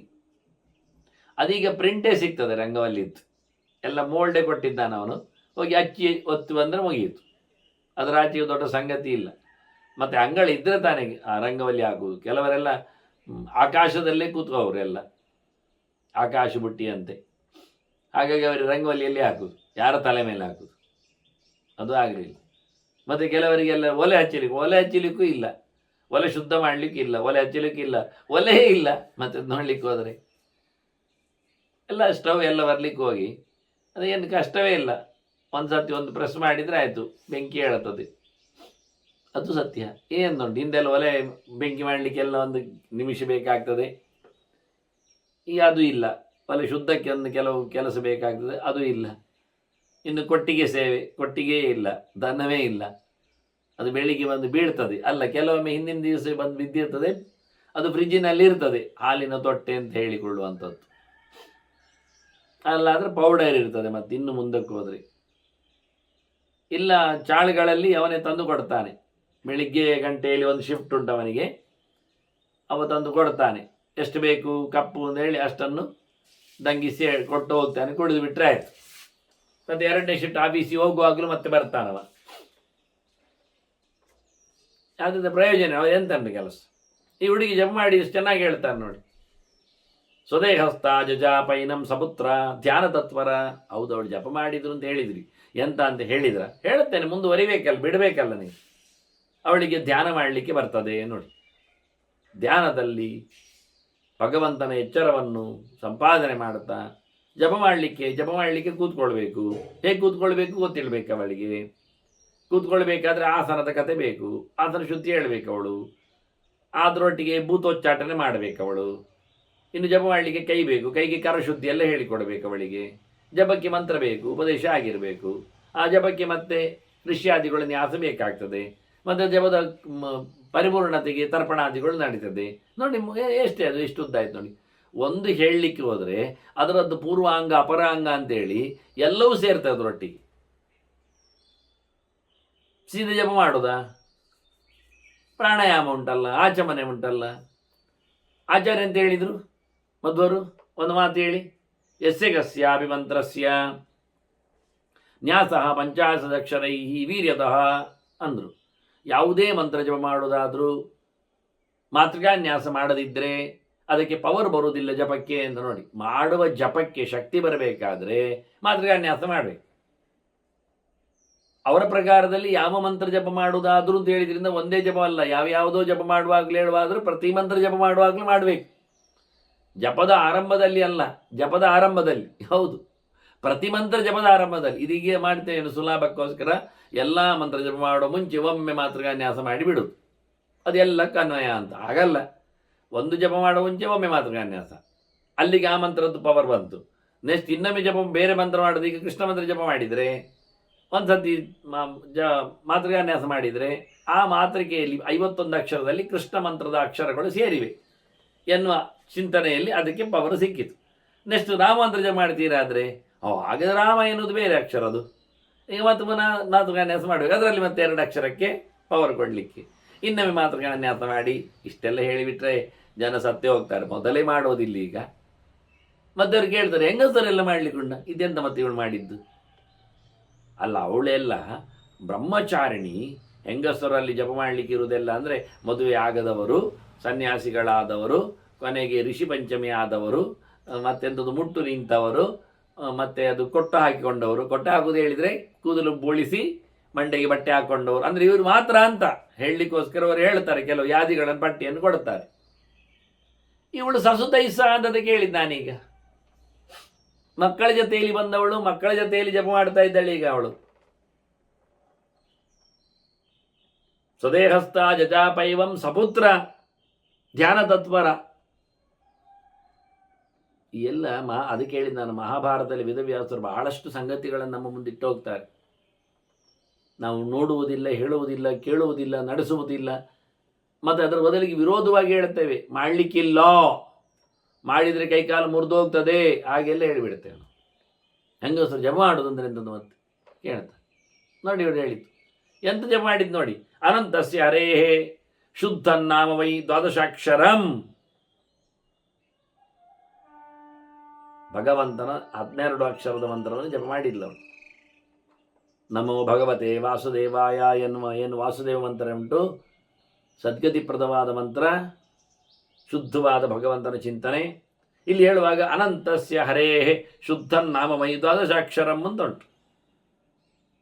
ಆದ್ದರಿಂದ ಹರಯೇ ನಮಃ ಎನ್ನುವುದು ಸತ್ಯ ಅವಳ ಮಂತ್ರ ಪ್ರಕಾರದಲ್ಲಿ, ಅದು ಪಂಚಾಕ್ಷರ ಆಗ್ತದೆ. ಆನಂತರ ಅನಂತಾಯ ಸೇರಿಕೊಂಡ್ರೆ ಬರ್ತದೆ, ಅನಂತಾಯ ಹರಯೇ ನಮಃ. ಅಲ್ಲಿಗೆ 5 4 9 ಆಗ್ತದೆ. 10 11 12 ಮತ್ತೆ 3 ಅಕ್ಷರ ಇರ್ತದೆ ಚಿಂತನೆ ಮಾಡಲಿಕ್ಕಿರೋದು. ಅದು ಒಟ್ಟು ಮಾಡಿದಾಗ ಅನಂತಾಯ ನಮಃ ಅನ್ನುವಾಗೆ ನಮೋ ನಂತಾಯ ಹರಯೇ, ಇದು ಒಟ್ಟಾದ ಕಮ್ಮಿ ಅಕ್ಷರ ಆಗ್ತದೆ. ನಮೋ ನಂತಾಯ ಹರಯೇ 8 ಅಕ್ಷರ ಆಗ್ತದೆ. ಮತ್ತು 4 ಅಕ್ಷರ ಬೇಕಾಗ್ತದೆ ಭಗವತೆ ಅಂತ. ಅದನ್ನ ನಮೋ ನಂತಾಯ ಹರಯೇ ಭಗವತೆ ಅಥವಾ ಭಗವತೆ ಹರಯೇ ನಮೋ ನಂತಾಯ ಅಥವಾ ಎಲ್ಲೆಲ್ಲಿ ಅದು ಅವಳು 12 ಅಕ್ಷರದಲ್ಲಿ ಭಗವತೆ ವಾಸುದೇವ ಹೇಳಲಿಕ್ಕೂ ಸಹ ಇಲ್ಲಿ ಶಬ್ದ ಹೇಳುವಾಗ ಅನಂತಸ್ಯ ಹರೇಹೇ ಶುದ್ಧನ್ನಾಮ, ಶುದ್ಧವಾದದ್ದು ಅಂತ ಸೇರಿಸಿಬಿಟ್ರು. ಅದು ಭಗವತ್ ಶಬ್ದ ಶುದ್ಧವಾದದ್ದು, ಪವಿತ್ರವಾದದ್ದು. ಇಲ್ಲ ಪವಿತ್ರಾಯ 4 ಅಕ್ಷರ, ನಮೋ ಅನಂತಾಯ ಹರೇ ಪವಿತ್ರಾಯ, ಪವಿತ್ರಾಯ ಅನಂತಾಯ ಹರೇ ನಮಃ, ಅದು ಆಗೋದು ಶುದ್ಧನಾಮ ಅಂತ. ಶುದ್ಧಂ ಪವಿತ್ರಂ, ಶುದ್ಧವನ್ನಿಟ್ಕೊಂಡು ಶುದ್ಧವನ್ನೇ ಮತ್ತೆ ಅನಂತಾಯ ಹರಯೇ ಶುದ್ಧಾಯ ಅನ್ನೋ ನೆಲೆಯಲ್ಲಿ ಅವಳ ಆ ಶುದ್ಧ ಶಬ್ದವನ್ನು ಇಟ್ಕೊಂಡಾದರೂ ಸಹ ಹರಯೇ ಶುದ್ಧಾಯ ಅನಂತಾಯ ನಮಃ.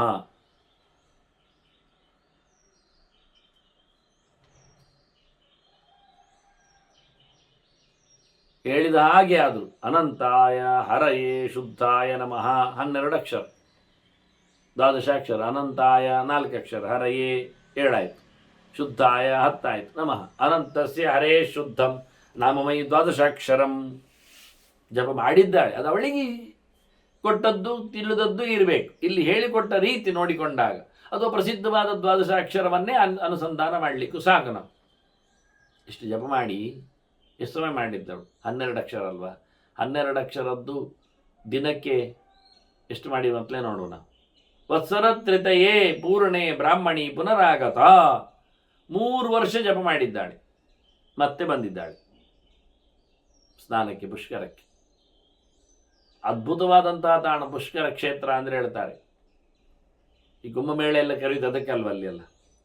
ಮತ್ತೆ ಹೇಳಲಿಲ್ಲಲ್ಲ ನಾನು ನಿಮಗೆ ಪುಷ್ಕರ ಅಂದರೆ. ಪುಷ್ಕರ ಅಂದರೆ ಪುಷ್ಟಿಕರ ಅಂತ ಅರ್ಥ, ಪೂರ್ಣ ಮಾಡ್ತದೆ ಅಂತ. ಪುಷ್ಕರ ಅಂದರೆ ವರುಣನ ಮಗ, ನೀರಿನ ಮಗ, ನೀರಿನ ದೇವತೆಯೂ ಆಗಿರ್ತಾನೆ ಅಪ್ಪನ ಪೋರ್ಟ್ಫೋಲಿಯೋ. ಅದರಿಂದ ಪುಷ್ಕರ ಅವನು ನೀರಿನ ಮಗ. ಅದರಿಂದ ಪುಷ್ಕರ ಯೋಗ ಅಂದರೆ ನೀರಿನ ಮಗನ ಯೋಗ, ನೀರಿನ ಯೋಗವೇ, ಮತ್ತೆಂಥದ್ದು ಅಲ್ಲ. ಮತ್ತು ನಮಗೆ ಕರಪುಷ್ಟಿ ಆಗ್ತದೆ ಅಂತ, ಕೈ ಶುದ್ಧ ಆಗ್ತದೆ, ಜಪ ಮಾಡಲಿಕ್ಕೆ ಬರ್ತದೆ, ಅರ್ಗೆ ಕೊಡಲಿಕ್ಕೆ ಆಗ್ತದೆ. ಎಲ್ಲ ತೀರ್ಥಗಳಲ್ಲಿ ಮಾಡುವಂಥದ್ದು ಪ್ರಧಾನಿ ಅಂತ ಕೇಳಿದರೆ ಅರ್ಗೆ ಕೊಡೋದು. ಅರ್ಗೆ ಕೊಡೋದು ಹೇಗೆ? ಕೈಯಲ್ಲಿ. ಆದ್ದರಿಂದ ಪುಷ್ಕರ ಅಂದರೆ ಪೂರ್ಣವಾದ ಪುಷ್ಟಿಯಾದ ಕರ, ಕರಪೂರ್ಣವಾಗಿ ಭಗವಂತನಿಗೆ ಅರ್ಘ್ಯ ಪ್ರದಾನ ಮಾಡತಕ್ಕಂಥ ಒಂದು ಯೋಗ. ಪುಷ್ಕರ ಅವನು ಯಾಕೆ ಗೊತ್ತುಂಟ ಇರುವುದು? ಕರ್ಮದೇವತೆ ಅವ ಪುಷ್ಕರ, ವರುಣನ ಮಗ. ಅವನು ಕರ್ಮಕ್ಕೆ ಅಭಿಮಾನಿಯಾಗಿದ್ದಾನೆ. 16 ಬೇಲಿಗಳಲ್ಲಿ ಕರ್ಮದ ಬೇಲಿ ಅದು ಕಡೆಯಲ್ಲಿರುವುದು ಮನುಷ್ಯನಿಗೆ. ಪ್ರಾಣ ಶ್ರದ್ಧಾ ಕಂವಾಯರೋ ಆಪ ಪೃಥ್ವಿ ಇಂದ್ರಿಯ ಮನೋ ಅನ್ನಾದ್ವೀರ್ಯ ಅಂತ ಮಂತ್ರ ಕರ್ಮಸು ನಾಮಚ ಅಂತ ಹೇಳಿಕೊಂಡು ಲೋಕಾಹ ಕರ್ಮಸು ನಾಮಚ ಅಂತ. ಹಾಗಾಗಿ ನಾಮದ ಬೇಲಿ, ಕರ್ಮದ ಬೇಲಿ. ಮನುಷ್ಯನನ್ನು ಕೇಳಿದ ತಕ್ಷಣ ಯಾರು ನೀವು ಅಂತೇವೆ. ಅವನೊಂದು ಹೇಳ್ತಾನೆ, ನಾನು ತೋತಾಪರಿ ಅಂತೇನೋ ಒಂದು ಹೆಸರು ಹೇಳುತ್ತಾನೆ. ಆನಂತರ ಏನು ಮಾಡ್ತೀರಿ ಕೇಳ್ತಾನೆ. ಅವನಾಗೆ ಹೇಳ್ತಾನೆ, ನಾನು ವೈದ್ಯ ಅಂತಾನೆ. ಓ, ತೋತಾಪರಿ ವೈದ್ಯರಿವರು ಅಂತ ಪರಿಚಯ ಮಾಡಿಸ್ತಾನೆ. ವೈದ್ಯ ಹೆಸರು ಮತ್ತೆ ವೃತ್ತಿ. ಕರ್ಮದಿಂದ ವ್ಯಕ್ತಿಯನ್ನು ಗುರುತಿಸುವುದು. ಕರ್ಮ ಎನ್ನುವುದದು, ವೃತ್ತಿ ಎನ್ನುವುದದು ಅವನ ವ್ಯವಸ್ಥೆಯನ್ನು ಹೇಳ್ತದೆ ಎನ್ನುವುದು ತಿಳ್ಕೊಳ್ಳಿ. ನಾನು ಆಡಳಿತಾಧಿಕಾರಿ ಅಂದರೆ ಅವನು ಕ್ಷತ್ರಿಯ ಎನ್ನುವುದು ಅರ್ಥ ಆಗ್ತದೆ, ನೋಡಿಕೊಳ್ಳುವವನು. ನಾನು ವ್ಯಾಪಾರಿ ಅಂದರೆ ಕರ್ಮ, ನಾನು ವೈಶ್ಯ ಅಂತ ಅರ್ಥ ಆಗ್ತದೆ. ಹಾಗೆ ವೃತ್ತಿ ಮತ್ತು ನಾಮ. ನಾಮದಲ್ಲಿ ಶರ್ಮ, ವರ್ಮ, ದಾಸ, ಗುಪ್ತ ಎಲ್ಲ ಇರ್ತದೆ. ಅದವನ ವರ್ಣವನ್ನು ಉಲ್ಲೇಖ ಮಾಡುತ್ತದೆ. ಇದನ್ನು ಗಮನಿಸಲಿಕ್ಕೋಸ್ಕರ ಅವರು ಹೇಳಿದ್ದೆ ಎರಡು ಬೇಲಿಗಳು ಗಟ್ಟಿಯಾದದ್ದು, ನಾಮದ ಬೇಲಿ ಮತ್ತು ಕರ್ಮದ ಬೇಲಿ. ಆ ಕರ್ಮ ಎನ್ನತಕ್ಕಂಥದಕ್ಕೆ ಅಭಿಮಾನಿಯಾದವ ಆ ಬೇಲಿಗೆ ಅದು ಪುಷ್ಕರ. ಪ್ರತಿಯೊಬ್ಬನ ಕರ್ಮಕ್ಕೂ ಅಭಿಮಾನಿಯಾಗಿದ್ದನವ ಆದ್ದರಿಂದ ನಾವು ತೀರ್ಥಕ್ಷೇತ್ರ ಸಂಚಾರ ಎನ್ನುವುದೊಂದು ಸಾಧನೆಯ ಕರ್ಮ ಆಗಲಿಕ್ಕೆ ಹೋಗಿ ಕರ್ಮದ ದೇವತೆಯಾಗಿ ಅವನು ಮತ್ತೆ ಇವಳು ಬಂದಲಲ್ಲ, 3 ವರ್ಷದ ನಂತರ ಬಂದಿದ್ದಾಳೆ. ಪ್ರತಿನಿತ್ಯ ಅಕ್ಷರ 1000 ಮಾಡಿದ್ದಾಳು. ಅಕ್ಷರ 1000 ಮಾಡಲಿಲ್ಲ, ಅಕ್ಷರ 100 ಮಾಡಿದ್ದಾಳೆ. 12 ಅಕ್ಷರ, 12 100, ದಿನ ಪ್ರತಿನಿತ್ಯ 1200 ಜಪ. ಎವರೇಜ್ ಸುಲಭವಾಗಿ ಮಾಡಲಿಕ್ಕೆ ಆಗ್ತದೆ ಅಂತ ಊಹೆ ಇಲ್ಲ ನಾನು ಹೇಳ್ತಾ ಇರೋದು. ದಿನಕ್ಕೆ 1200 ಜಪ ಬೇಡ, 1800 ಆಗ್ಬೋದು ನನಗೆ, ಅಲ್ಲ 1800 ಆಗ್ಬೋದು, ಅಲ್ಲ ಖಾಲಿ 1000 ಆದಿತ್ತು ನನಗೆ. ಹಾಗೆ ಮಾಡಿದರೆ ಅವಳಿಗೆ 3 ವರ್ಷ ಅಂದರೆ 3 ವರ್ಷಕ್ಕೆ 1000 ದಿನ ಆಗ್ತದೆ.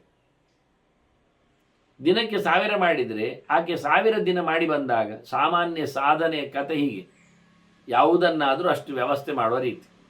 ಅದಕ್ಕೆ ಮಂಡಲ ಎಲ್ಲ ಹೇಳೋದಿಲ್ಲ, 100 ದಿನ ಮಾಡಿ, 48 ದಿನ ಮಾಡಿ, ಹಾಗೆ 1000 ದಿನ ಮಾಡಿ ಅಂತ.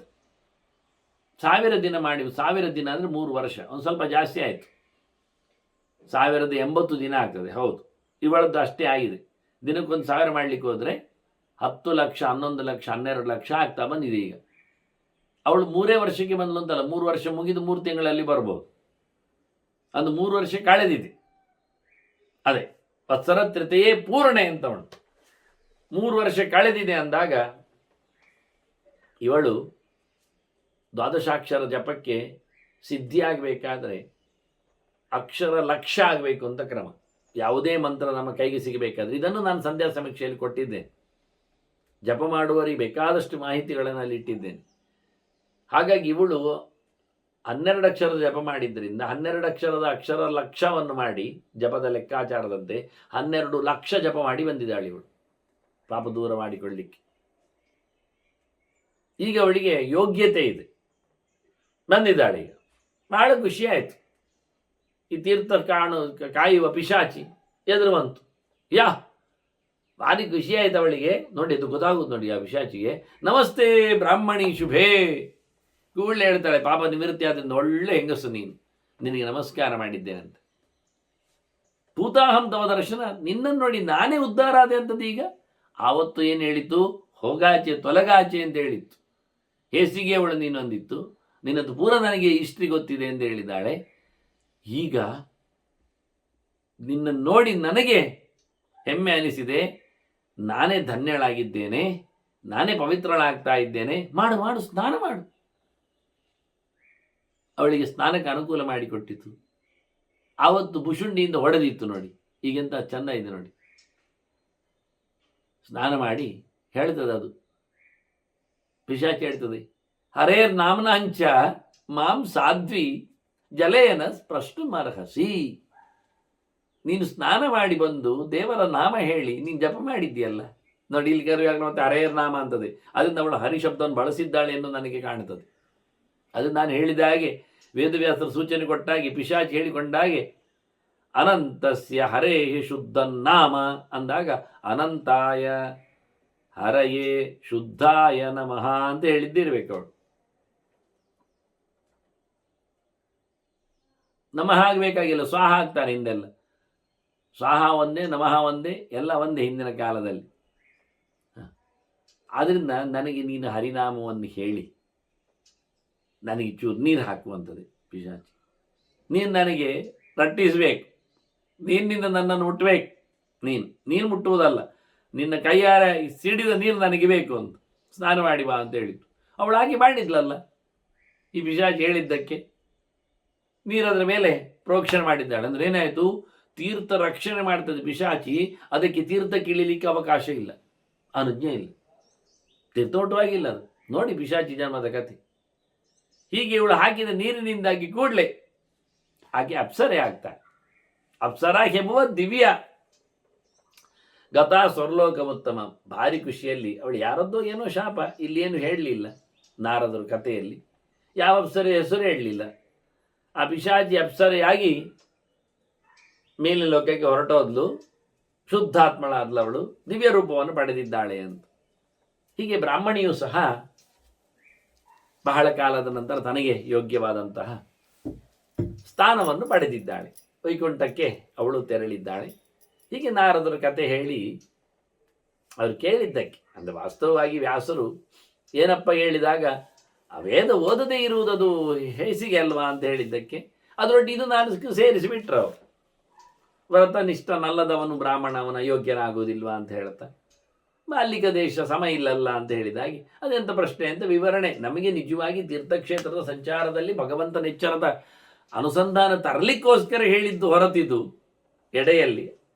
ಹಾಗೆ ನಾರದರು ವೇದಾಧ್ಯಯನ ಆಗಲಿ ಅಂತ ಒತ್ತು ಕೊಟ್ಟವರು ಹೊರಟರು. ವೇದವ್ಯಾಸನ ಮತ್ತೆ ವೇದ ಪಾಠ ಶುರು ಮಾಡಿದರು ಶುಕನಿಗೆ. ಶುಕ ಮತ್ತೆ ಅವನು ಸೇರಿ ಇಬ್ಬರೇ, ಮತ್ತೆ ಯಾರಿಲ್ಲ ಆಶ್ರಮದಲ್ಲಿ. ಸ್ವರೇಣೋಚ್ಚೈಹಿ ಸೈಕ್ಷೇಣ, ಮೆಲ್ಲ ಹೇಳುವುದಲ್ಲ, ವೇದ ಗಟ್ಟಿ ಹೇಳಬೇಕಂತೆ.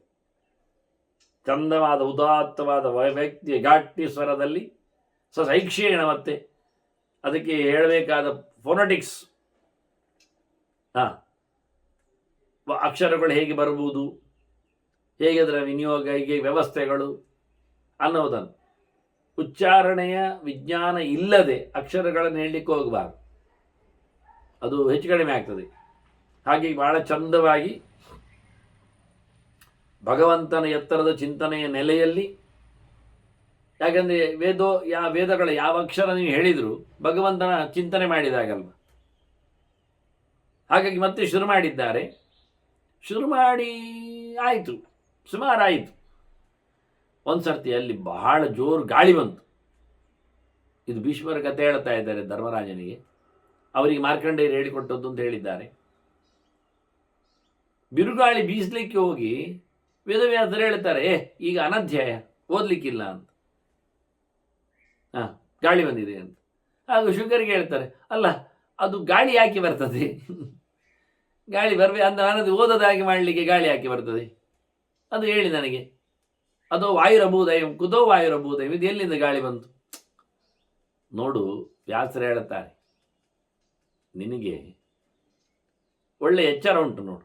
ದಿವ್ಯಂತೆ ಚಕ್ಷುರು ಉತ್ಪನ್ನ, ಸ್ವಚ್ಛಂತೆ ನಿರ್ಮಲಂ ಮನಃ, ನಿನ್ನ ಮನಸ್ಸು ಸ್ವಚ್ಛವಾಗಿದೆ. ನಿನಗೆ ಭಗವದ್ ಎಚ್ಚರ ಸಂಪಾದನೆಗೆ ಬಂದಿದೆ. ಆದ್ದರಿಂದ ನಿನಗೆ ಎಷ್ಟು ಚೆನ್ನಾಗಿ ಕಾಣ್ತದೆ ಕೇಳಿದ್ರಿ ಎಲ್ಲ ವಿಷಯ. ಆದರ್ಶೇ ಸ್ವಾಮಿಮಚ್ಛಾಯ, ನಿನ್ನನ್ನು ನೀನು ಹೇಗೆ ಕನ್ನಡಿಯಲ್ಲಿ ನೋಡ್ತೀಯ ನೋಡಿ, ಕಣ್ಣಲ್ಲಿ ನೋಡುವುದಕ್ಕೆ ಪ್ರತಿಬಿಂಬಕ್ಕೆ ಛಾಯಾ ಅಂತ ಹೆಸರು ಕೊಟ್ಟಿದ್ದಾರೆ. ಅಂದರೆ ಅದು ನೆರಳಿನ ಹಾಗೆ, ನೆರಳಿಗೂ ಛಾಯಾ ಅಂತ ಹೆಸರು. ನೆರಳಿನಲ್ಲಿ ಆಕಾರ ಮಾತ್ರ ಇರ್ತದೆ, ಕನ್ನಡಿಯಲ್ಲಿ ಇವನ ದ್ವಿಕಾರವು ಕಾಣ್ತದೆ. ಹಾಗಾಗಿ ಕನ್ನಡಿಯಲ್ಲಿ ಕಾಣುವ ನಿನ್ನನ್ನು ನೀನು ಎಷ್ಟು ಸ್ಪಷ್ಟವಾಗಿ ಗಮನಿಸ್ತೀಯೋ ಹಾಗೆ ನೀನು ದೇವರನ್ನು ಸ್ಪಷ್ಟವಾಗಿ ಗಮನಿಸುವ. ಪಶ್ಯತ್ಯಾತ್ಮಾನಂ ಆತ್ಮನ, ನಿನ್ನಲ್ಲಿ ನೀನು ದೇವರನ್ನು ಕಾಣುವವ. ಅದು ಯಾಕೆ ಶುದ್ಧ ಆಯಿತು ಕೇಳಿದರೆ, ನಿನ್ನದು ಸತ್ವ ಸ್ವರೂಪ, ಶುದ್ಧವಾದ ಸತ್ವಂ ವಿಶುದ್ಧಂ ಅಂತ ಅಲ್ಲಿ ಚೆನ್ನಾಗಿ ದೇವರು ಕಾಣ್ತಾರೆ. ರಾಜಸಗಳು ಇದ್ದರೆ, ರಾಜಸ ಅಂದರೆ ರಾಗಗಳು, ಬೇಕುಗಳು. ತಾಮಸ ಇದ್ದರೆ ಅದು ದ್ವೇಷಗಳು. ರಾಗದ್ವೇಷ ಬಂತ ಮನುಷ್ಯನಿಗೆ ಅವನು ರಾಜಸ ತಾಮಸನಾಗ್ತಾನೆ, ಸತ್ವ ಕರಟಿ ಹೋಗ್ತದೆ, ದೇವರು ಕಾಣುವುದಿಲ್ಲ, ಅವನೇ ಕಾಣುವುದಿಲ್ಲ ಅವನಿಗೆ.